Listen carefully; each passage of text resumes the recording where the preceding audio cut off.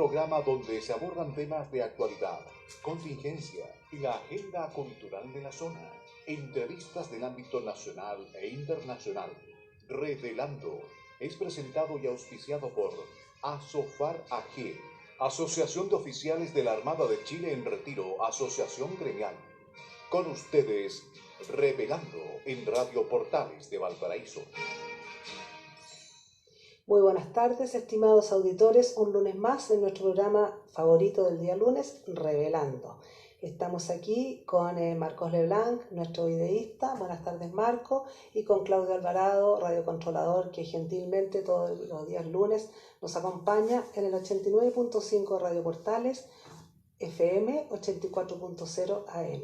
Radio Portales tiene WhatsApp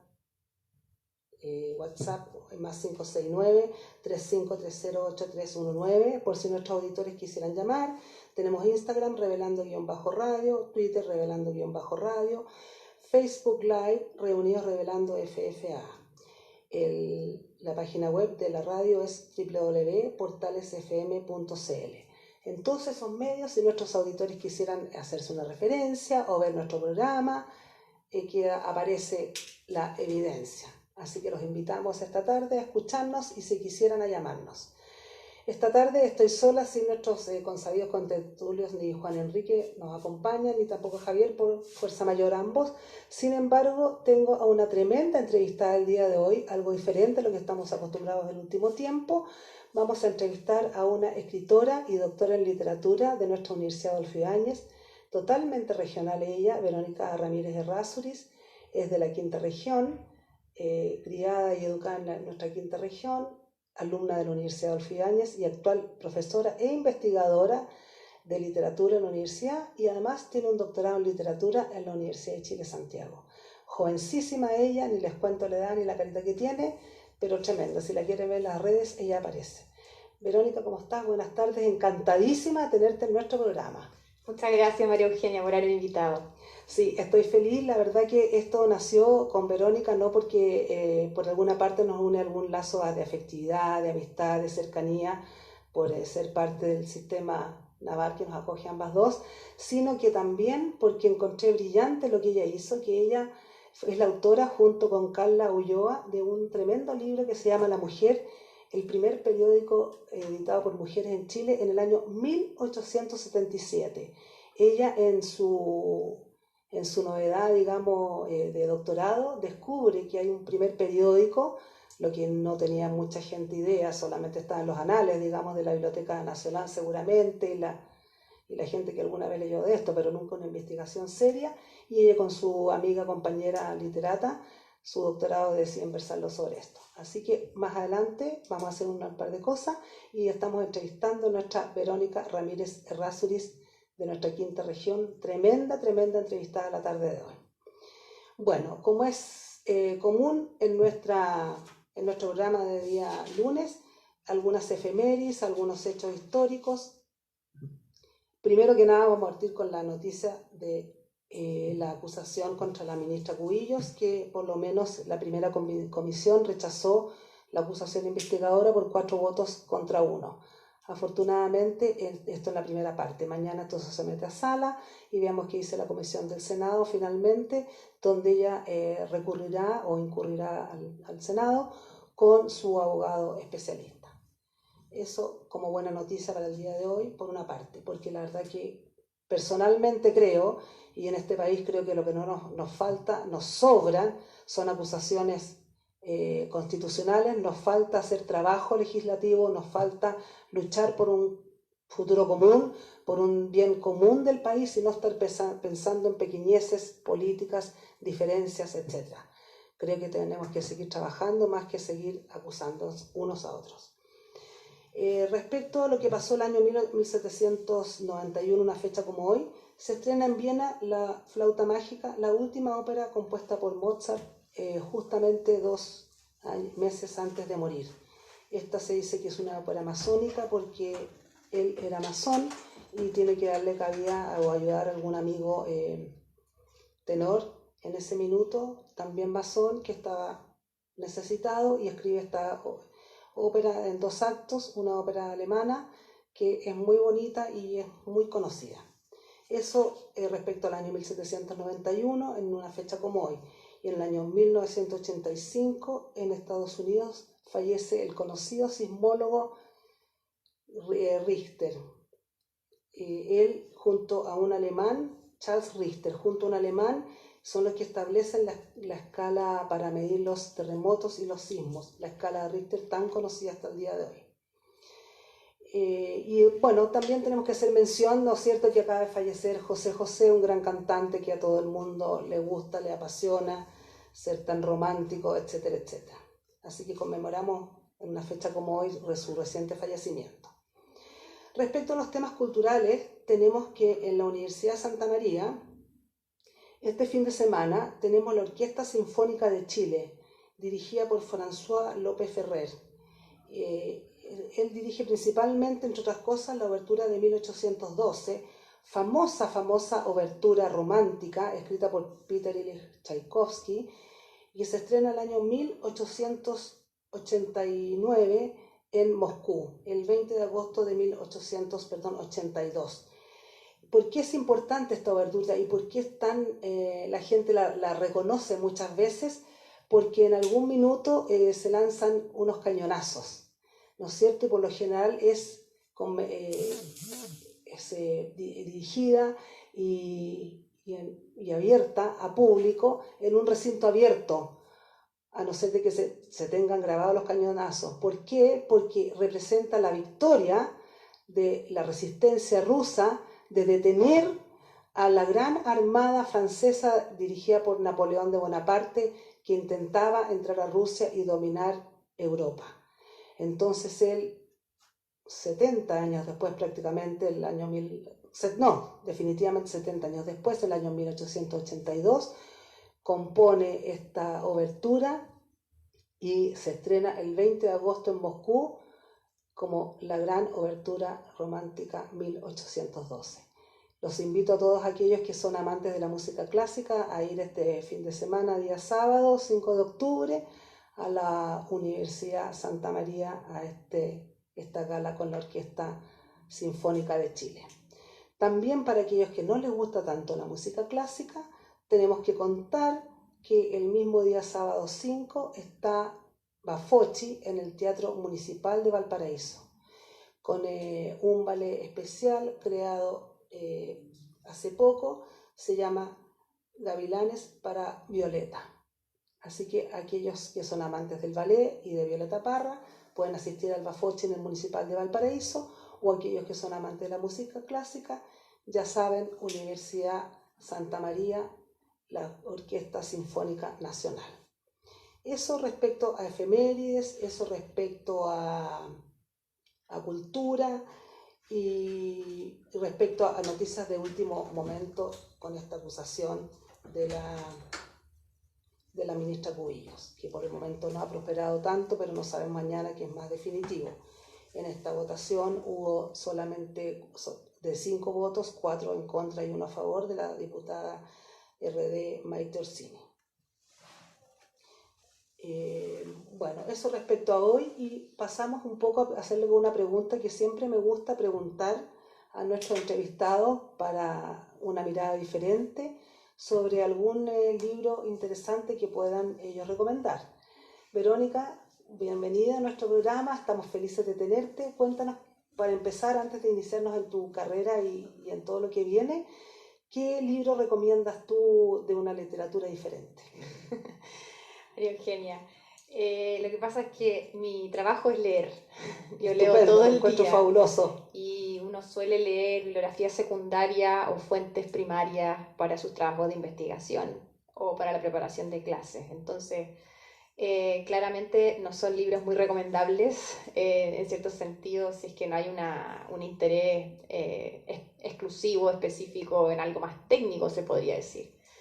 Entonces, pensando en lo que yo leo en mis ratos libres, Eso. En el fondo yo debería descansar sin leer, pero uno tiende a leer, disfruto mucho leyendo divulgación científica. De calidad, pero de divulgación científica accesible para todos. Eso es importante. Mi formación es plenamente humanista, pero como mi mis áreas de interés son la historia de la ciencia, por ejemplo, la historia de la educación científica, la prensa, pero sobre todo cómo se ha divulgado el conocimiento. Entonces suelo leer divulgación científica. Entonces en ese sentido estoy enamorada de un físico italiano que se llama Carlos Rovelli. Él ha escrito El orden del tiempo, que lo recomiendo mucho, y también siete breves lecciones de física, que la verdad son libros accesibles para todos si uno tiene nociones muy básicas. Incluso Carlos Rovelli en algunos capítulos, por ejemplo, dice, si te está costando mucho este capítulo, tranquilo, salta al capítulo 12, por ejemplo, y no te va a pasar nada porque lo tiene pensado para que tú avances de esa manera. Y tú puedes entender el libro. Exactamente. La lectura, entonces, una de su manera de entender el tiempo me parece muy atractiva, ¿no? Él propone que no existe el tiempo, que es una construcción de la mente humana, y da toda una argumentación científica absolutamente demostrable de que es así, pero después explica por qué razón nosotros como seres humanos necesitamos pensar que existe el tiempo, porque nuestro cerebro funciona de esa manera. Entonces ese tipo de cosas son las que recomiendo como para pensar en situaciones o en problemáticas diferentes y que no nos detenemos a pensar. Y también, por ejemplo, me parece muy leíble y muy interesante en ese sentido. Ahora me salté a la historia, pero también a la historia de una perspectiva, la historia de la ciencia, de Animales a Dioses, por ejemplo, que ha sido un bestseller en ese sentido, Yuval Noah, del israelita, sí. Con una breve historia de la humanidad, pero vista desde esa perspectiva. Me parece que también es un libro que todos deberíamos leer. Y así, ¿no? Y quizá, Mario Muy. Claro, también, eso mismo iba a decir, o sea, ir también a nuestros físicos, a nuestros astrónomos nacionales que han sido también de una calidad impresionante, como Mario Muy, por ejemplo, que está haciendo harta divulgación, ahora último escribió su libro sobre la expansión del universo, y que están preocupados de escribir, como se dice, en fácil, ¿no? Entonces, eso es importante. Me parece muy bien tus recomendaciones para nuestros auditores, sobre todo que yo en general estoy hablando de cosas que son bestsellers de último momento, literatura entretenida o literatura histórica que se está divulgando a través de los medios. Me parece diferente e interesante que tú nos cuentes alguna perspectiva de este tipo. Partiendo por lo tuyo, Vero, lo propiamente tal, te quiero preguntar, cuéntame cómo se inicia tu carrera, cómo se inicia esto de venir de especialista en literatura, en una escritora de este tremendo, interesantísimo libro, etc. Partamos como por esta historia personal de cómo deriva en un libro La Mujer, primer periódico editado por mujeres en Chile, año 1877. Bueno, ¿la historia corta o la historia larga? Cualesquiera sea, la que sea, creas tú que sea interesante para nuestros auditores, que estamos con Verónica Ramírez Errázuriz, doctora en literatura en la Universidad Adolfo Ibáñez. Bueno, creo que mi formación fue una formación como la de cualquier otro, no tuvo ninguna cosa sorprendente ni diferente. Como tú decías, yo estudié acá, licenciatura en literatura, y después sentí que tenía que profundizar, así que hice mi magíster y mi doctorado en la Universidad de Chile. Sí puedo decir, quizás como algo interesante, que siempre me atrajo mucho la definición de qué era literatura. ¿Por qué lo que hacía que un texto fuera literario? ¿Quién define eso? ¿Quién no lo define? Entonces siempre me moví en analizar géneros que tienen esa fricción, que tienen ese problema, que tienen ese carácter como híbrido. Ya entonces me metí, por ejemplo, al principio con diarios de viaje, de naturalistas, por ejemplo, porque en el siglo XIX el naturalista utiliza, como científico, utiliza el género del diario de viaje, pero al mismo tiempo lo que está haciendo es una obra literaria. Entonces comencé a analizar eso, o sea, cuál era el límite entre lo científico y lo literario en ese sentido, entre lo histórico y lo literario. Un diario de viaje puede ser un texto político, un texto de economía, porque te revela aspectos económicos de un lugar. ¿Hiciste algún hallazgo interesante a ese respecto? Yo diría que no tan interesante. Lo que sí se fue levantar un corpus de viajeros chilenos que fueron los primeros en ir a Medio Oriente. Ya. Eso fue como quizás lo interesante. Y ahí encontré a 3 viajeros hombres y a 2 mujeres chilenas que fueron los primeros en dejar un testimonio de haber ido a Medio Oriente. Y por ejemplo, ¿quiénes serían y en qué época? Amalia Errázuriz es una, casada con Subercaso, que estoy viendo si es pariente mío y pareciera que sí, según algunos o sea, tíos, bisabuelos y qué sé yo, pero todavía no he logrado encontrar Mira qué interesante, claro, claro, Errázuriz. exactamente. Tan evidente. La Inés Echeverría de Larraín, que ya sí es una escritora connotada de fines del siglo XIX y principios del XX, que también se atreve a ir. Y después tenemos a personajes como, por ejemplo, Carlos ya se me olvidaron incluso No importa, no, pero no importa, pero por lo menos 2 mujeres, mira qué interesante, que los 3 son 2 mujeres.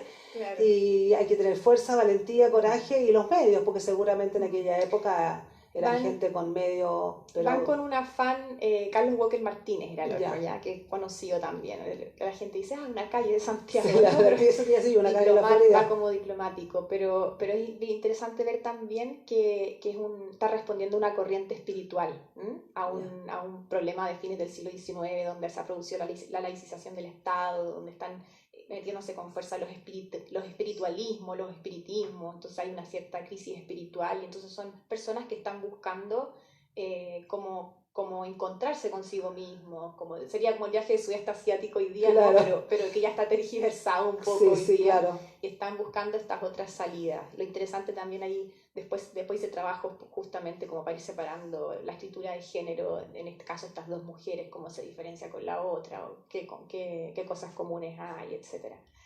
Entonces, eso por una parte, ¿ya? Y luego en el doctorado, bueno, seguí profundizando en ese tema y poco a poco fui llegando a los estudios, podríamos decir, culturales de la divulgación científica, de la ciencia. Me empezó a interesar mucho cómo se escribe lo científico, cómo se divulga lo científico y qué recursos literarios se emplean para justamente enseñar o para graficar o para dibujarle a otra persona algo que nunca va a poder entender, ¿no? Porque nosotros creemos que entendemos física, pero si tú no eres físico teórico puro, no entiendes nada de la física, ¿no? Entonces, viendo un poco cómo se utilizan esos recursos para poder ilustrarle a la persona algo que realmente nunca va a lograr palpar. Y así me metí en la prensa, pues, porque los divulgadores utilizan la prensa justamente del 19. Entonces tú partes por la prensa como un objetivo para tu tesis de doctoral. Para mi postdoctoral. Postdoctoral. Sí, para mi investigación postdoctoral, mi trabajo era justamente ver vínculos entre literatura y astronomía en el siglo XIX, a fines del siglo XIX y principios del XX, en la prensa chilena. O sea, tú no tenías definido que iba a hacer algo con la mujer. ¿Cómo llegas hasta el hallazgo de la mujer? Sí, algo pasa que siempre me aparecen las mujeres en el camino. Nunca he querido hacer voluntariamente estudios de género, pero me aparecen las mujeres siempre. Y bueno, lo que sucede es que cuando vas indagando en archivos o en lugares, te van apareciendo textos de mujeres que lo que ha pasado es que están invisibilizados porque nadie se ha preocupado de trabajarlos, de ponerlos en valor. Entonces, como que te surge una obligación ética de darlos a conocer. Entonces, justamente trabajando buscando las fuentes para este postdoctoral, empecé a encontrar mucho texto escrito por mujeres en el 19, en distintos periódicos chilenos, y también obviamente me tocó revisar otros casos latinoamericanos, y así fue juntando un corpus y me empecé a dar cuenta que las mujeres divulgaban ciencia en el 19, o sea, se pronunciaban sobre temas científicos, y yo dije, no he visto nunca un paper sobre esto, no he visto nunca un libro sobre esto. Ni tampoco te aparecían en las redes, digamos, decir aparecer o en Google decir, ¿dónde están las mujeres en la ciencia? Nada. Tú pones un nombre y no te aparece en Wikipedia, nada. O sea, eso no existe, ¿no? Entonces empecé como a hacer algunas redes y cosas, pero nunca pensando en hacer algo concreto con eso. De hecho, yo se lo planteé a una colega, que ella es historiadora, que tú la mencionaste, con la que yo he trabajado, Carla Ulloa y Nostroza. Su formación es histórico, o sea, historia, ella estudió historia, y siempre ha trabajado ella en historia de la escritura de mujeres en Chile. Entonces yo se lo planteé como, toma, usa esto para algo. Para ti. Y ella en el fondo me hace una contraoferta de no, hagamos algo juntas, y de hecho incluimos a otro colega, que él es Manuel Romo, y él es historiador de la masonería, de archivos del Masónico, que tiene mucho que ver con lo que está sucediendo en este periodo, sobre todo de la laicización del Estado y de la generación de proyectos nuevos periodísticos en la época. Entonces lo incluimos y lo que hicimos fue armar primero una antología de escritos de mujeres en la prensa en el 19, que eso salió también por Cuarto Propio, pero a fines del 2017. Ya. Y eso lo hicimos con un fondo del libro, de la cultura, O sea, ya tienes un libro anteriormente a este. Sí. No es tu primero, o sea, y Claro. Jovencísima. Me imagino que querrá para tu carrera, que queda para tu carrera lo que viene para adelante. Te felicito por aquí. Uno como investigador tiene que estar constantemente escribiendo para Claro, pero para a veces, divulgarse. para divulgación a veces uno escribe papers y artículos cortos, pero lo tuyo es un libro bastante cototo, debo decirle a nuestro público que no está aquí presente, tiene 480 páginas y además en un formato bastante casi semioficio, o sea, como hoja carta esto. Exacto. Bien lindo y además que en un papel medio beige oscuro, clarito, así, muy muy lindo, o sea, la edición está muy bonita. Exacto, entonces en ese primer trabajo de la antología, cuando lo empezamos a armar y a ver, empezó a aparecer constantemente la mención de un periódico llamado La Mujer, que al principio uno lo podía confundir con, hay un periódico La Mujer de fines de 1899, que es muy conocido, que se editó en Curicó, que es un proyecto femenino de mujeres. Nosotros pensábamos que era ese en un momento, bueno, Carla sobre todo fue la primera en darse cuenta que no, que era ¿Y ese otro. cómo se llamaba el de 1899? La Mujer también. Ah, ya. Pero fue editado en Curicó. ¿Y solamente en Curicó y con una tirada más corta? No, salía el resto de Chile, pero en el fondo pertenece a una sociedad de mujeres que era propia de ese lugar. Y nos dimos cuenta finalmente que no, que era de 1877, después Carla empezó a darse cuenta que estaba dirigido por Lucrecia Undurraga, y ahí partió un trabajo detectivesco. Entonces ahí te corrijo, cuando tú me presentaste al principio, en el fondo, decías que había sido un texto que quizás había pasado invisibilizado dentro de la Biblioteca Nacional. Ya, perfecto. La verdad es que no estaba en la Biblioteca Nacional. Ah, ya. Es que en alguna vez anteriormente escuché que tú habías ido algo a la Biblioteca Nacional, claro. Habías comentado esto en una charla que yo escuché tuya, entonces me quedó como que habías descubierto a través de la biblioteca toda esta información que ya estaba. No, fue en este primer trabajo de archivo, el trabajo previo de Carla, de Manuel, etcétera, que empieza a aparecer esta mujer, La Mujer de 1877, pero no está en archivos públicos y en archivos privados, en ninguna parte. Ya, perfecto. Algunos investigadores la mencionaban antes, pero no tenían acceso a la fuente. ¿Y cómo tienen acceso a la fuente? ¿Cómo? Con un trabajo detectivesco. Eso.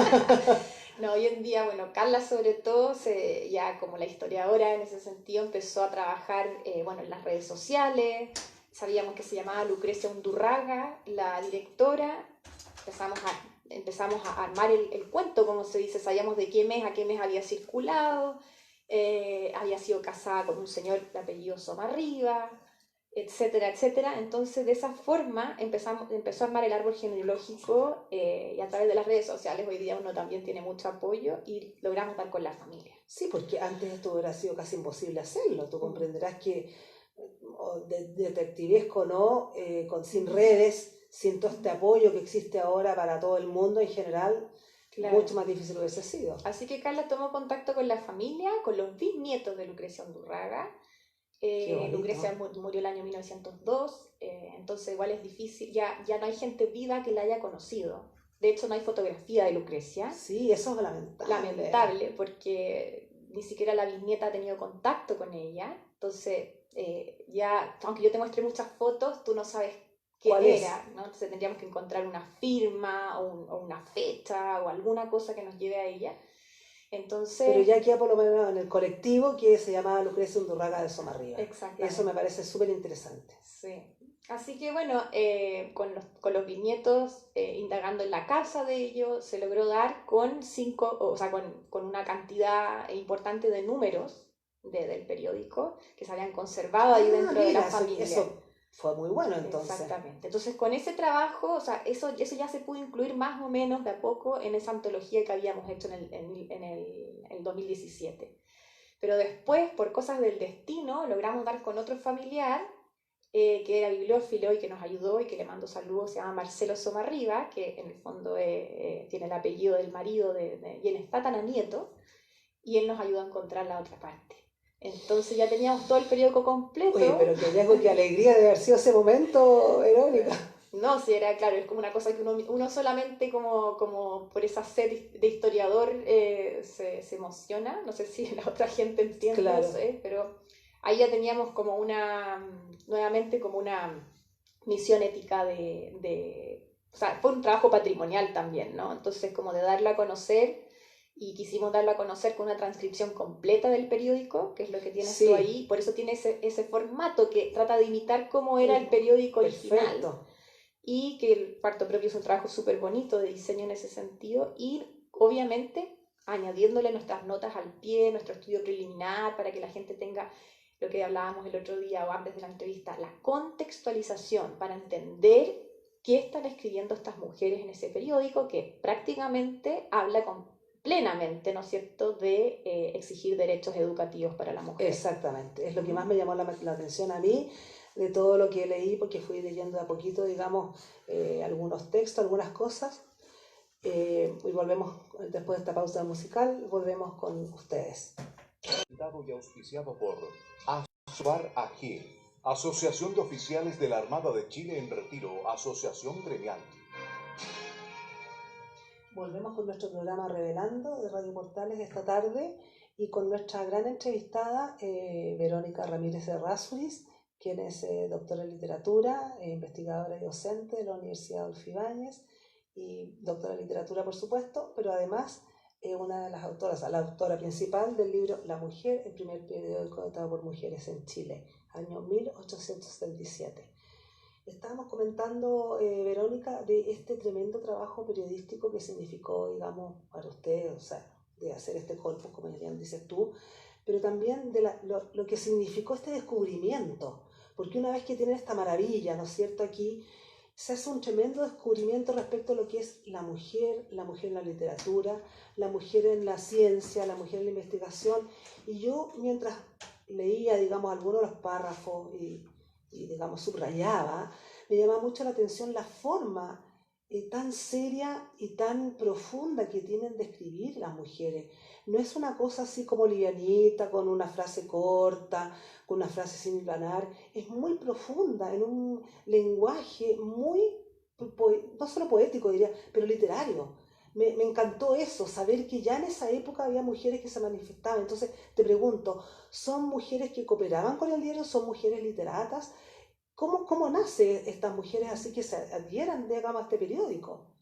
Bueno, Lucrecia Undurraga, como te decía yo, o sea, ya era en esa época reconocida miembro de la Sociedad de Bellas Letras de Santiago, así se llama la sociedad, ¿no? Que ahora obviamente era un círculo masculino, pero que ya había dado espacio para doña Rosario Rego, que ya había sido la primera en dirigir un periódico, pero no un periódico solo de mujeres. Ella dirigía Revista Valparaíso 1873-1874, y es reconocida como la primera novelista. Ya todas las anteriores escriben poemas, ¿no? La primera novelista chilena es Rosario Rego. Entonces, Perdón, voy a hacer un paréntesis. Sí. Ella es la madre de Luis Uribe Orrego, Exactamente. el segundo a bordo del Capitán Prat, el Esmeralda. Exacto. Es súper importante reconocer eso.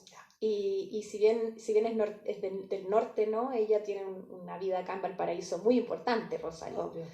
Y Lucrecia, muy amiga de Rosario, le sigue los pasos, pero la diferencia es que Lucrecia dirige y crea y funda un periódico donde ella desea que solo escriban mujeres, sea para mujeres, ¿no? Con temas de mujeres. Entonces esa sería como la diferencia. Pero Rosario también es colaboradora de este proyecto de su amiga Lucrecia. Son mujeres que se ganaron el espacio para poder publicar, para poder escribir por su talento literario.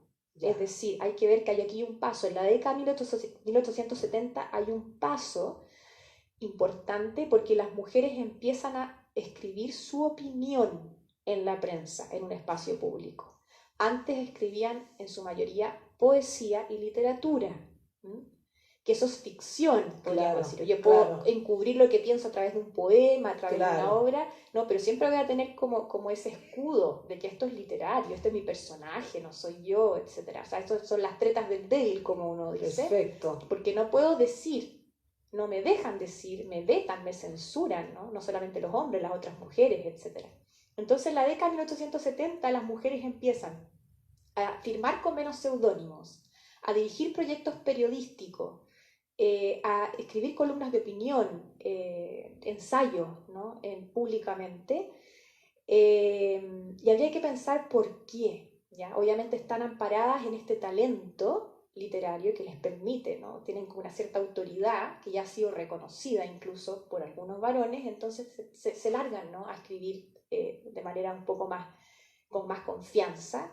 Y asimismo ellas mismas van dándole espacio a otras mujeres menos conocidas para que también empiecen a escribir. Entonces un proyecto como este, como el de Lucrecia, es muy bonito porque le empieza a dar espacio a otras mujeres para que menos conocidas que escriban, y así aparece por ejemplo una Hortensia Bustamante que después termina publicando a la par en un libro con Rubén Darío, por ejemplo. Entonces que surgen de estas instancias, de estas posibilidades, ¿no? Se preocupan mucho de armar estas redes. Entonces la mujer tiene colaboradoras de todo Chile, uno siempre piensa en Santiago y en Valparaíso, pero hay del norte, del sur, Copiapó, había unas importantes de Copiapó. tienen colaboradoras internacionales también, entonces estamos hablando de una red, ¿no? Y el mismo hecho que se llame La Mujer responde a una familia revisteril. Te fijas que yo después te Claro. hablaba de que había una La Mujer después, hay una La Mujer en Colombia, hay una La Mujer en México, entonces están respondiendo a ciertas redes, ¿ya? Entonces es un trabajo muy colaborativo también. Y esto, lo que escriben estas mujeres en Colombia, etcétera, ¿es similar a lo que pasa en Chile, digamos, en la misma temática o hay temática diferente? ¿Ya se vislumbra que es una temática común de la mujer de aquella época, ya sea en este país o en otro, o hay que algunos países enfocaban la temática de ellas en forma diferente, más a denuncia, más Claro, a política, lo responde que a un sea? movimiento, a un movimiento internacional, Ya, sin duda, ¿ya? De hecho, ya se están amparando, por ejemplo, en una de las secciones de este periódico que tú tienes ahí, se llama Estudios Sociales. Y ahí muchas veces publican colaboradoras de otros países que están hablando, por ejemplo, si las mujeres están capaces intelectualmente en comparación con el hombre, atendiendo a argumentos científicos, por ejemplo, etc. Y entonces esas son cosas como más transversales. Pero el periódico tiene muchas secciones y hay una sí. sección que se llama, por ejemplo, la revista de la semana o la revista semanal, que es fabulosa, donde, bueno, principalmente Lucrecia, que era la redactora principal, va comentando todas las noticias o todas las cosas que acontecen en la semana desde una mirada muy crítica, ya sean políticas, económicas, etc. Entonces también uno podría pensar que esto es un documento muy interesante porque, por ejemplo, yo me puedo enterar de todo el periodo previo a la Guerra del Pacífico, pero desde un documento y desde una perspectiva que no ha sido estudiada, que es de la perspectiva de la mujer. Pero me parece ¿Te interesantísimo. fijas? Entonces, en el fondo tenemos de todo. Hay cosas más locales, que no sé, por ejemplo, el anuncio de un terremoto, que son cosas bastante locales nuestras chilenas, pero que está atravesado obviamente con esos movimientos que están sucediendo a nivel, podríamos decir, global. Claro, ¿Mm? y eso es importante porque la verdad que al ver este periódico, digamos, uno se da cuenta que la temática es muy variada. Es decir, aquel que quiere ver la noticia de lo que está pasando en el último minuto a nivel global, como bien dices tú, a nivel regional, etcétera. Pero lo que más me llama la atención de todo, moda, por supuesto, sociedad, política, etcétera, hay dos cosas que me llaman mucho la atención. Primero, que hay mucho deseo de la mujer de tener más derechos por educación. Y hay mucho artículo respecto a eso, digamos, y en una profundidad muy seria, o sea, muy profundo, muy bien escrito. Yo digo, en realidad puse la pregunta, tienen que ser mujeres que están dedicadas a la literatura, porque no es una cosa que yo, cualquier persona ciudadana, quiera escribir y decir, las mujeres necesitamos esto, tenemos esto. Entonces me parece muy bien porque está hecho en una forma seria, me parece muy, muy serio como lo plantean. Tampoco es una forma insolente, tampoco es una forma agresiva, tampoco están luchando contra el hombre, no, hay una complementariedad en todo momento, se ve una complementariedad con el hombre, pero sí exigen que se les dé más opciones de educación, de todo nivel, de todo tipo, porque se nota que estas mujeres son instruidas, pero lógicamente son instruidas porque son mujeres acomodadas, ¿no es cierto? Y tú puedes constatar eso, que tienen institutrices europeas, francesas, inglesas, etcétera, tienen acceso a libros europeos y los pueden leer en el idioma original, pero sin embargo ellas lo hacen con una forma de petición, no de rebelión. No me quiero zafar, sino que denme también la posibilidad a mí de lo que usted también tiene. Eso es lo que yo leo. Cuéntanos tú de eso. Creo que todo lo que tú mencionaste, que son muchas cosas y que me encantaría hablar de todo, no hay tiempo para eso, pero se resume en un aspecto que para los historiadores es muy importante, y es contextualizar. ¿Ya? Es decir, Perfecto. lo que tú acabas de mencionar es justamente las mujeres están respondiendo a situaciones de su tiempo. Entonces, cuando nosotros leemos una fuente como esta, es importante aplicar esa contextualización. Esto no es feminismo, eso porque es lo que los me parece feminismos importante. son del siglo XX, ¿no? Es decir, podemos hablar de un protofeminismo, quizás. Perfecto. ¿Ya? Y justamente, quizás nos faltó mencionar al inicio que este periódico empieza a circular en mayo de 1877, y en febrero de 1877, unos poquitos meses antes, se había promulgado la ley Amunátegui, que esa es la ley que permite a las mujeres dar exámenes válidos de secundaria para acceder a la universidad. Y fuimos la primera universidad, ¿no es cierto?, en Latinoamérica en abrir las puertas para las mujeres. ¿Ya? Y eso se permitió, o sea, eso fue posible gracias por una parte, obviamente, a hombres que tenían una apertura, ¿no es cierto?, de mente y que comprendieron, pero sobre todo, al trabajo que hicieron estas mujeres que tú mencionas, este pequeño círculo, uno podría decir, de mujeres que en una mejor situación, compuesto principalmente por escritoras, por intelectuales, mujeres escritoras literarias me refiero, por educadoras. ¿Ya? Entonces hay que pensar ahí en las directoras de colegios particulares, porque no habían liceos de mujeres, eso es de 1890. Entonces, directoras de escuelas públicas, como una Dudillis Casanova, por ejemplo. Cuando yo menciono a una directora de colegio privado, estoy pensando en una Isabel Lebrun, ¿ya? Y cuando yo menciono a una Isabel Lebrun, menciono a una mujer que es una directora de un colegio particular católico. ¿Ya? Cuando yo menciono a una Lucrecia Undurraga, me refiero a una mujer liberal, laica. Perfecto. Entonces estamos hablando no de partidos políticos, hay que contextualizar, te fijas, es un movimiento donde se unen las mujeres de todos los colores. Eso es muy importante. Sí son intelectuales, o sea, es decir, estamos hablando de una clase acomodada, ¿no? Por el bien común. Exacto. Porque luchan por un bien común. Exactamente, pero están luchando por un bien común que va más allá, están pensando en la mujer obrera con anticipación, ¿no es cierto? Bueno, ¿qué educación le podemos dar a ella? ¿Qué herramientas les podemos dar a ellas para que salgan de la pobreza? Están pensando en eso igual, ¿no?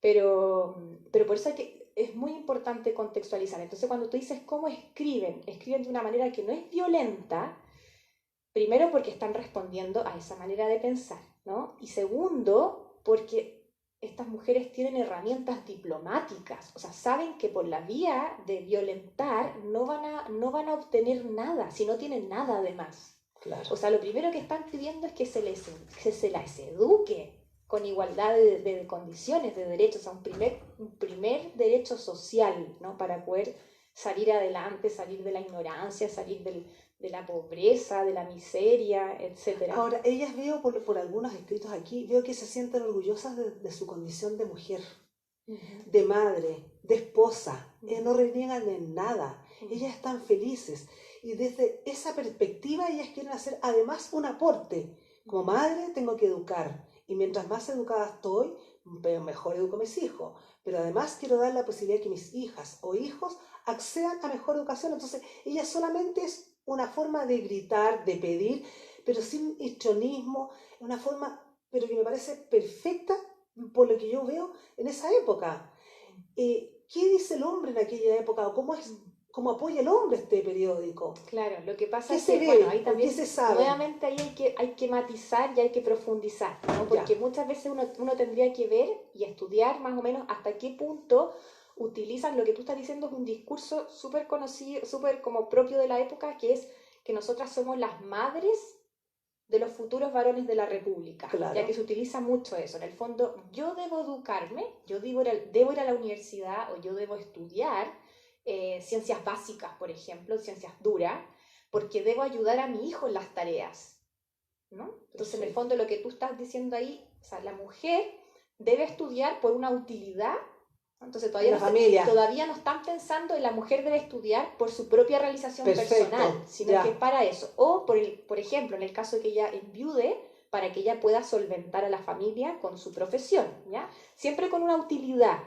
Entonces habría que ver hasta qué punto ellas utilizan este discurso para obtener esto que ellas desean obtener, ¿no? Como una herramienta, o realmente ellas piensan que eso está bien, que ellas solamente tienen que ser como un medio para, ¿no? Entonces ahí habría que como entrar en cada uno de los casos, en cada uno de los discursos, pero como tú bien dices, no está esa manera como más radical, claro, ¿ya? de corte, claro.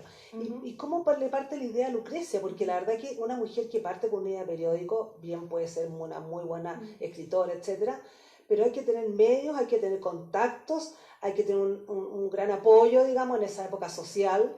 ¿Cómo parte Lucrecia Undurraga Somarriba esto? Lucrecia es una gran salonier, ¿ya? O sea, por eso es el espacio que tienen ellas de influencia, ¿no? Para poder, o sea, es un espacio, el salón, que lamentablemente hay poco documento para poder entrar en él, ¿ya? Pero ella sí tiene muchos contactos, ya había trabajado en proyectos periodísticos de Rosario Rego, ya había trabajado con proyectos periodísticos de San Felipe, que San Felipe hay como ciertos núcleos, por ejemplo, Copiapó, San Felipe, Valparaíso, Santiago, más tarde Curicó, son núcleos donde hay mujeres muy instruidas porque están acompañando a los varones de ciertas industrias, ¿no? Copiapó la minería, San Felipe la agricultura, y así vamos. Entonces hay mujeres muy instruidas y con mucha sed intelectual y arman estos periódicos o arman estos proyectos.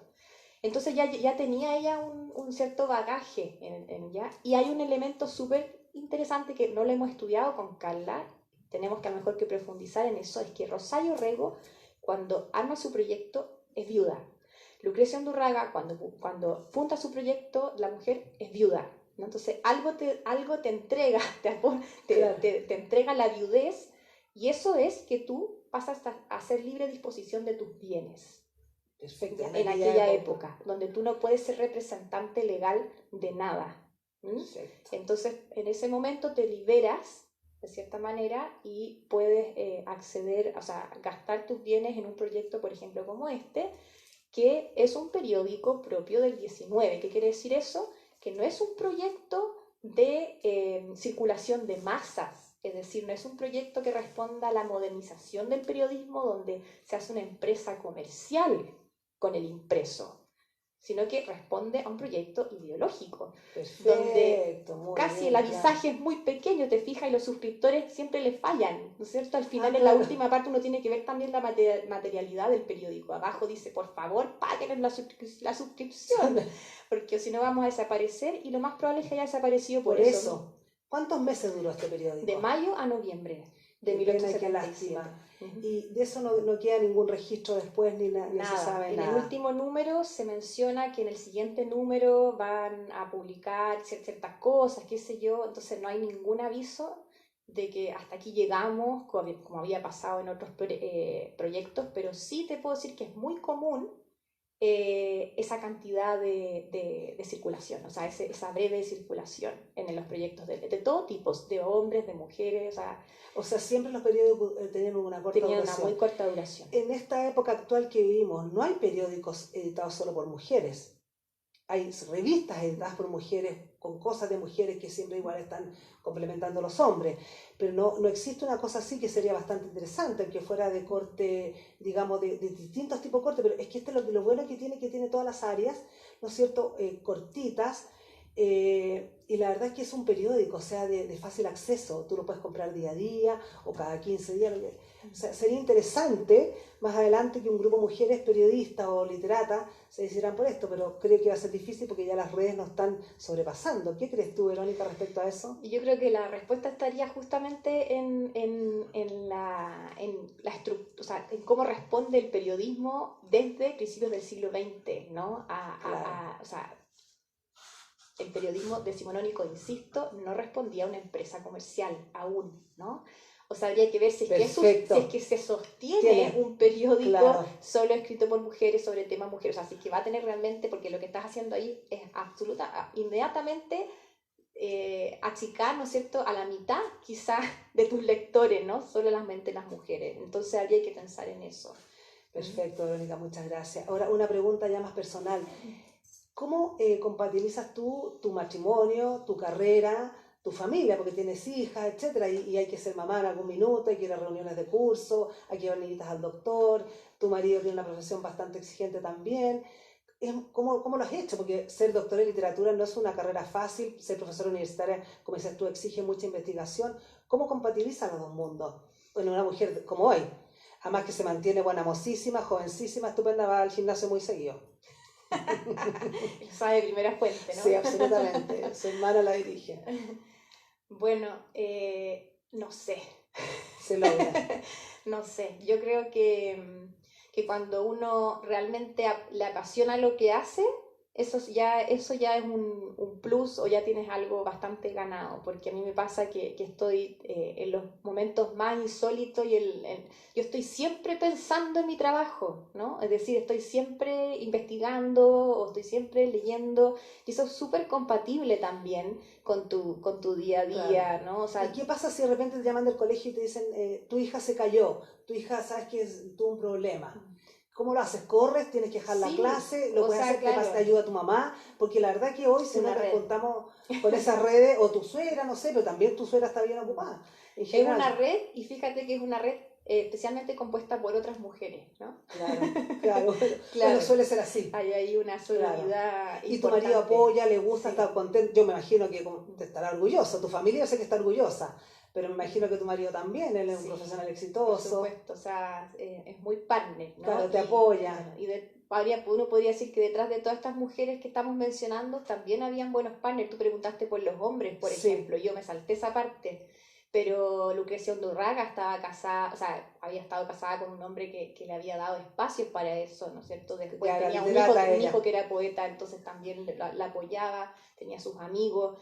La Rosario Rego estaba casada con un poeta liberal, también con Jacinto Chacón, por segundas nupcias, y que también le dio ese apoyo, ¿no? Y así. También estoy pensando en una Martina Barros, por ejemplo, que tiene sobrina nieta de Diego Barros Arana, entonces tiene sus apoyos, sus masculinos y todo. Exacto. Bueno, agradecemos tu visita, Verónica, esta tarde. Ojalá nuestro público auditor haya percibido esta entrevista fabulosa con Verónica y que les quede el interés por averiguar este periódico que se puede adquirir en las universidades. No, o sea, en las librerías, ¿no? Y lo más fácil es adquirirlo en www.buscalibro.cl, ¿no? O buscalibre.cl, claro. No sé si conocen ese sitio, porque ahí... Es muy interesante, sobre todo un tremendo trabajo periodístico, digamos, y de investigación que les sirve a periodistas, a literatos y a mujeres también para contextualizar lo que es un protofeminismo, como dices tú, respecto a lo que sería un feminismo hoy. Muchas gracias, auditores. Nos vemos el próximo lunes en nuestro programa Revelando.